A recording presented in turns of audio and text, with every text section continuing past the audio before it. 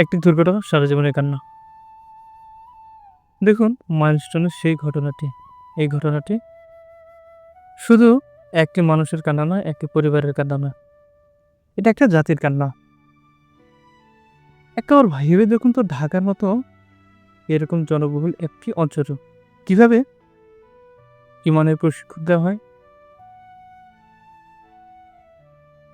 এটা শুধু একটি দুর্ঘটনা নয়। এটা একটা শুধু দুর্ঘটনা নয়, এটা একটা পরিকল্পিত হত্যা বলা চলে।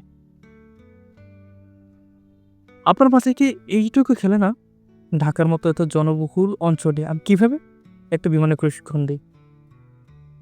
একটাবার ভাবুন তো, বাচ্চাগুলো আপনার। আপনি সকালে ঘুম থেকে উঠে তাদেরকে নাস্তা করে, খাওয়িয়ে পরিয়ে, আদর করে তাদের স্কুলে পাঠালেন। কিন্তু তারা আর ফিরে আসলো না। তারা আপনাদের শিকার হলো। তারা আপনাদের শিকার হলো। এ দায় কি আপনারা এড়াতে পারবেন? এই দায় এই জাতি কি কখনো এড়াতে পারবে?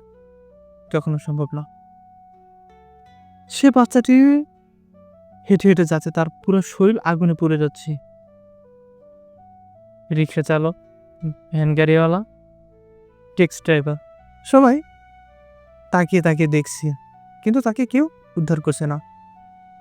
তাকে কেউ সাহায্য সহযোগিতা করছে না। তাকে কেউ হাসপাতালে নিয়ে যাচ্ছে না। এটা আমাদের কেমন মানবিকতা? এটা আমাদের কেমন মানবিকতা বলেন তো ভাই? আমরা মানুষ কবে হব? আমরা মানুষ কবে হব বলেন? একজন রিক্সাওয়ালা সে তাকিয়ে, তাকিয়ে দেখছে। কিন্তু তাকে সেই বাচ্চাটিকে তার রিক্সাতে ওঠাচ্ছে না। তাকে হাসপাতালে নিয়ে যাচ্ছে না। তাহলে ভাবো, আমরা কেমন বিবেকবান মানুষ? আমরা মানুষ হিসেবে, আমরা জাতি হিসেবে কতটা নিকৃষ্ট হয়ে যাচ্ছি।